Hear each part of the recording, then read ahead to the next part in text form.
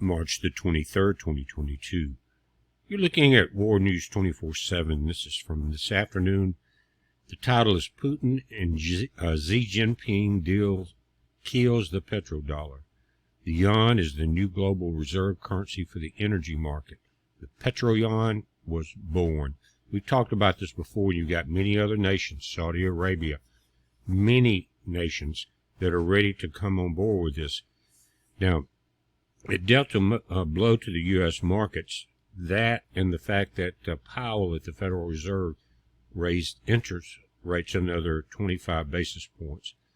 And they're saying they're trying to curb inflation, but something's not right with their equation, because if you raise interest rates, it makes it harder for people to borrow money. They got to pay more interest rates. It creates a situation where car dealers, for instance, have to raise their notes or raise your notes because the interest is higher, so people back away from it. What it does is actually collapse the currency even further. But again, the Dow dropped over 500 points. We're going to look at it. But this deal right here sent a shock wave through the energy markets, which are the financial markets in many cases. It says that Putin, after marathon discussions with President of China Xi Jinping, agreed to adopt the yuan in Russia's commercial transactions with third countries by creating an economic zone that will trade in yuan instead of fiat currency that has no value, except the only value it is that the deep state, the New World Order, get to crush you with it. But that's changing, and I think that's why the feds are rushing this digital currency along with Europe. One of them will win. I think it will be this one, because it's backed with gold, it's backed with oil, other energy things, real tangible products. And that's what makes a difference between a rising economy and a collapsing economy like we have here. It says this is a world historical development, as Russia has agreed to convert the Chinese currency yuan into a reserve currency through which energy purchases and sale arrangements will be made. Now, the petrodollar has been used as a leverage by the United States to get other countries to go along with whatever demonic things they wanted to do. It says this development will directly lead to the death of the petrodollar and the birth of the petroyuan, bringing rapid developments to the American and global financial systems, because everything is collapsing at once, just like in Revelation. In this equation, we should already take into account that Saudi Arabia had already agreed to price the black gold in yuan and has asked to join the BRICS, something that Iran has already requested. All three major oil-producing countries are converging towards the use of the yuan. I think that's it, the death of the petrodollar. They're going to push this digital currency. It's still going to be a rough situation, because depending on your social media score, not only that, depending on your carbon footprint. And if you got a gas burner or a diesel burner, you may only be able to fill up every so often. Then the credit card is just rejected, saying, no, you've already done this. This is your limit for the month. It says all this leads to the de-dollarization and the international nationalization of the petroyuan. It said, Putin emphasized in the speech, we are in favor of using the Chinese yuan for trade settlements between Russia and countries in Asia, Africa, and Latin America. Already 2/3 of trade between Russia and China is carried out in rubles and yuan, which are both backed by gold, unlike what Biden and Powell are printing on their printing presses. The only value is, again, to them is they keep everyone in tax slavery because of the inflation caused by printing things that have no value. We must note that the first meeting between the delegations of the two countries lasted 4.4 hours and the second one over 6. And guys, if you think about it, many countries realize where Babylon is, who's started the wars, who's occupied countries, who's killed thousands and thousands of people. They understand it. And Xi Jinping told Putin, he said, changes are coming that haven't happened in 100 years. It is no coincidence that before departing, Xi Jinping sealed the anti-American coalition by saying, again, right now, changes are taking place that haven't happened in 100 years. We drive these changes together. I agree, Putin said, to which Xi replied, take care, dear friend, please, he added, warmly shaking the Kremlin leader's hand before being greeted by his Russian host, who wished Xi a safe journey. Marathon meetings, over 10 hours. It says, Putin reserved warm words for President Xi Jinping and for Sino-Russian relations after the talks, which, as both sides emphasized, show that China is now Russia's most important economic partner. They're trading oil, they're trading gold, they're trading weapons, very powerful weapons.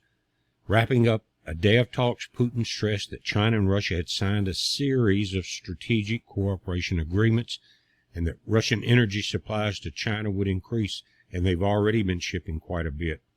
He describes the talks as successful and constructive and added that Russia is ready to help Chinese companies replace Western ones that have left the country because of the war in Ukraine.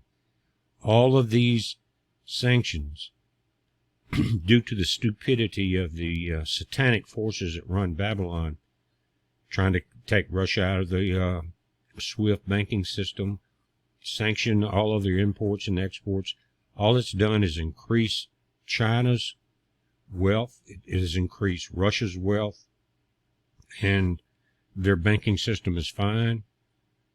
They don't have Jerome Powell doing anything there to screw it up. Everything's going good for them. Here, everything is collapsing. Let's take a look at today's markets. Now, looking at this, you've got the NASDAQ was down 190, the S&P 500 65.9, but the Dow Jones, which I called it a dead cat bounce. You remember that a couple of days ago? It's down 530.49, and if you look at the banking stocks, they're still slowly collapsing, even though they're trying to prop that up. But it will be interesting in the next couple of days, maybe Friday or maybe Monday, to watch the oil stocks, because instead of being propped up by the petrodollar, it will be the petroyuan. So we'll have to watch how that changes. Now, it could be, for the oil companies even here, a positive thing. What will happen, though, is regulators will try to step in and stop any additional drilling.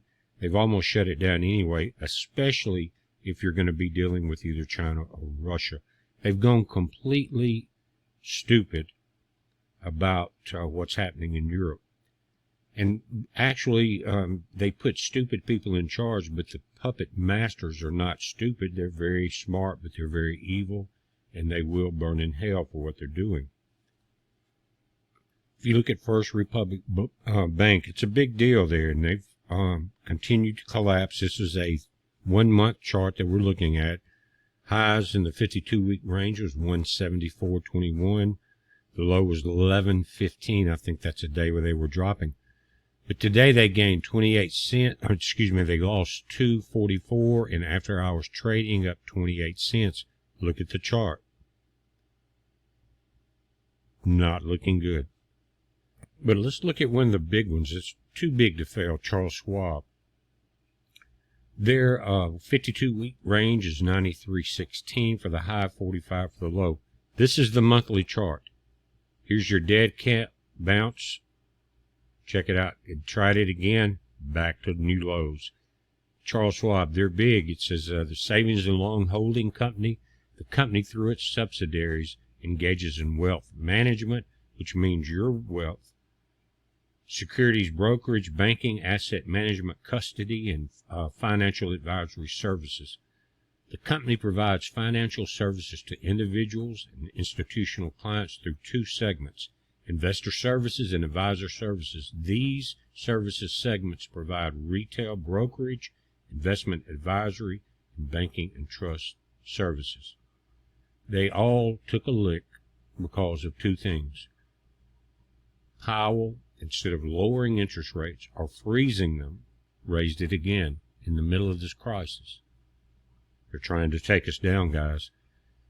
But I just wanted to point out what they're doing. You can come to CNBC, go and look at the winners and losers section, and you'll see what's going on. Schwab is not mentioned in any of them.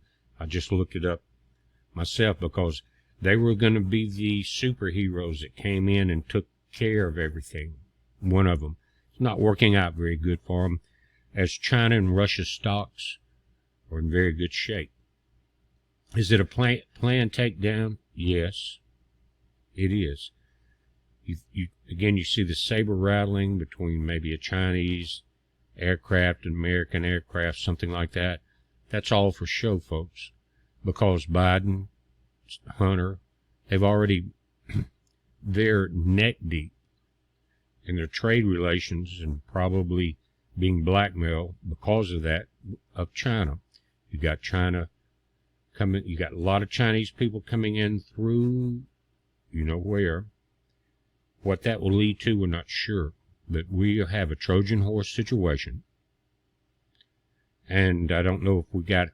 It would be hard for someone like you or me or something to run for president or try to get into elected office. It's kind of late in the game for that.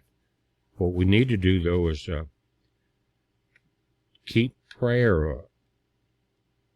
And pray for God to save you from this Babylonian destruction. And I think he will, because most of you guys that watch this channel, you love Jesus Christ. You love our Lord. And that's the saving grace. So as we watch Babylon collapse, keep that in mind. Keep your faith up. Keep your heads up. Be safe.